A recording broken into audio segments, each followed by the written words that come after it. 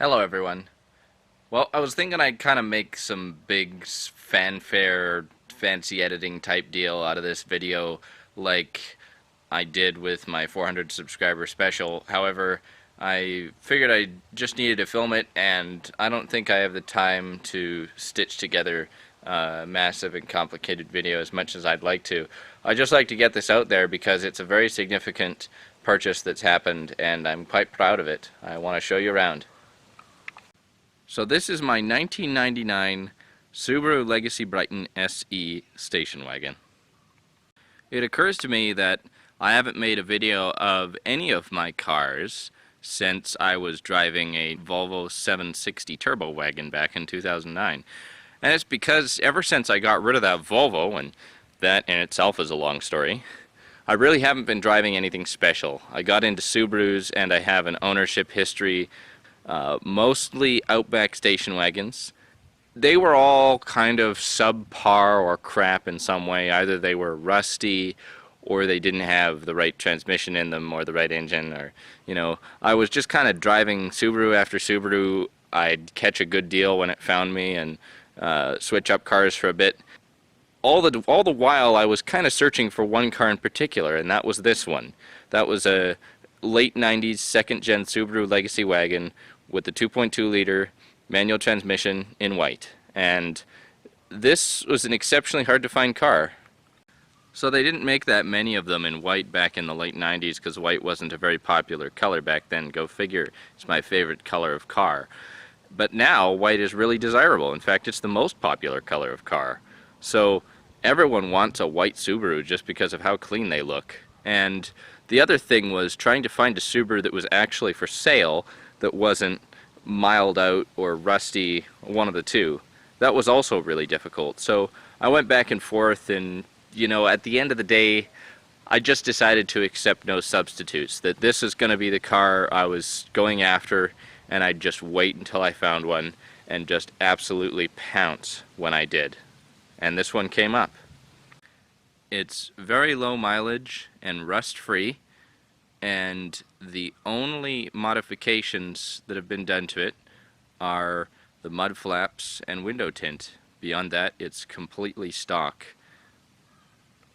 The bottom of these wheel wells are notorious for rusting out, and as you can see, the rust is starting there just on the edges. The undercoat is also kind of stripping away, and the wheel wells back there. So it's definitely in my interest to get it taken care of. So now we'll take a look at the interior of the car, and as clean as the exterior is, the interior is also quite remarkably clean and very much original. All of the material here is still black, like it came from the factory. This thing is probably parked in a garage for most of it. The cloth is original and virtually untouched. It's fantastic looking cloth. The seats aren't dirty at all. Same goes for the back here, although there's not as much to see. The back seats look like they've never been sat in. There's a bit of dirt on the carpet flooring in the rear, but that's mostly my fault.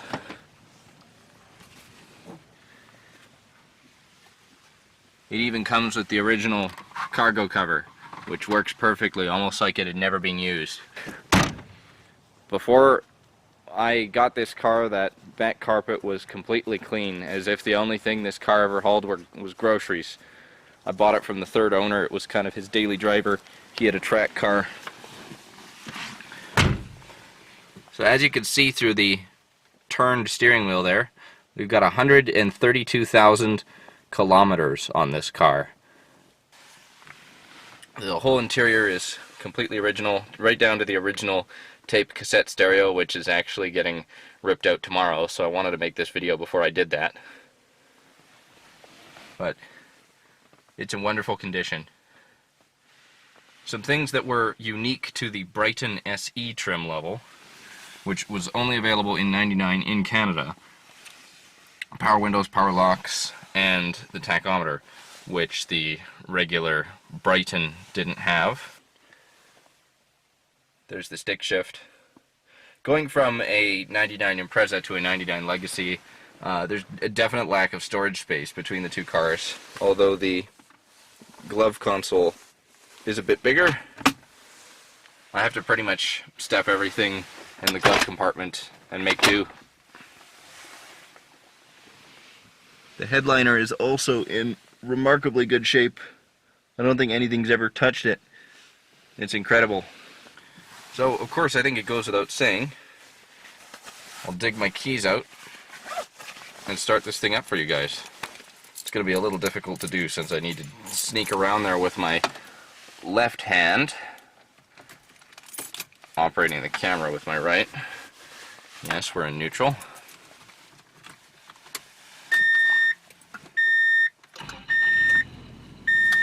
There we go.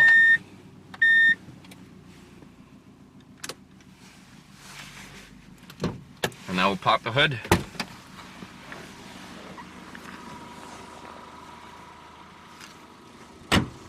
The doors close nicer than any other Subaru I've owned. Usually the pillarless doors, you really have to slam them or else they won't close properly. But those ones are for sure an exception. So here we have a Phase 2 EJ22 flat 4 2.2 liter boxer engine. And it's a very important distinction, 1999 on the Brighton trim level and the L trim level were the only years that the second gen Subaru Legacy came with the Phase 2 EJ22. But the engine is perfect. I have synthetic oil in it. It's got virtually no piston slap, unlike a lot of the other Subarus which were piston slap prone. The timing belt looks good. I inspected it at the very least. And also the air conditioning was a nice touch on the 99 Brighton that the previous Brightons didn't have.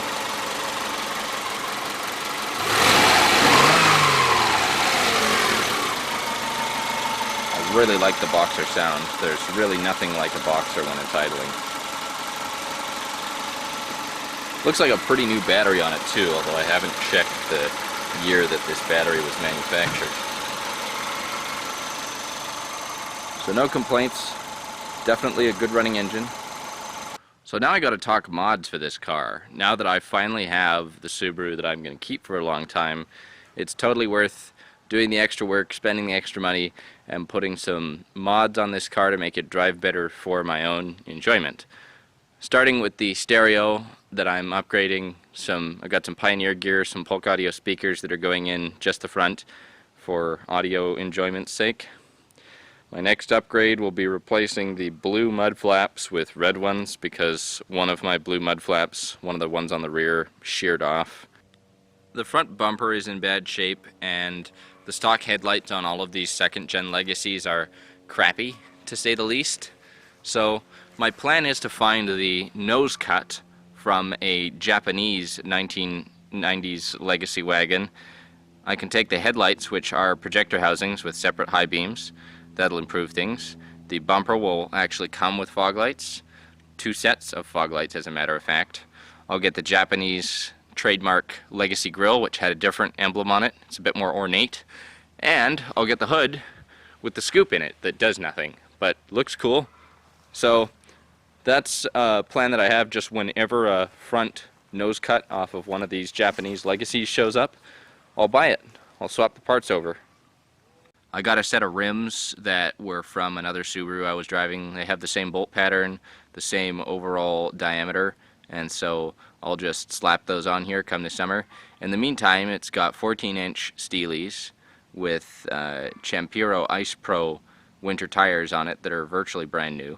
Also, while we've got the camera pointing at the wheel wells, the stock suspension is, it's doing all right, but it's a little squishy, and so when I upgrade suspension, if I can afford to drop the 2,000 Canadian dollars on a half-decent set of coilovers, I'd really like to do that so I could lower this car and preserve the ride quality. Another upgrade I'd like to make is replacing the stock muffler with a Varex unit, which will allow me to use an electronic diverter valve to either have stock sound levels, or I could have basically a straight pass-through from the muffler out. Just turn up the volume a bit and get that boxer rumble going just for the pleasure of it. I'd also like to do some slight bling under the hood. The manifold pressure sensor is giving me some trouble, so I've got to deal with that. And while I'm in there, I figure I might as well paint the intake manifold red, and then I'd also like some red radiator hoses, top and bottom. And I think red is really the accent color that I'm going with for this car, whether I'd like it or not. An MSD ignition setup wouldn't be bad either, and I think there's some options out there for reflashing the ECU to allow me to get a bit better performance and fuel economy. Although I'm kind of cheap, and so I'd never be willing to let it get to the point where I'd be forced to put 91 octane gas. I think that'd be a little excessive for a 150 horsepower car. It's just amazing how clean this is. Some of my other Subaru engines, the intake manifolds have been a bit shinier. This one's kind of dull and pitted, but like I said, paint would fix that. So there you guys have it, full circle. This is a car that I've wanted to own for the past 3.5 years, and I've been searching virtually on a weekly and sometimes daily basis for. And it's not only the cleanest Subaru that I've ever owned, but it's actually the cleanest 20th century Subaru that I have ever seen.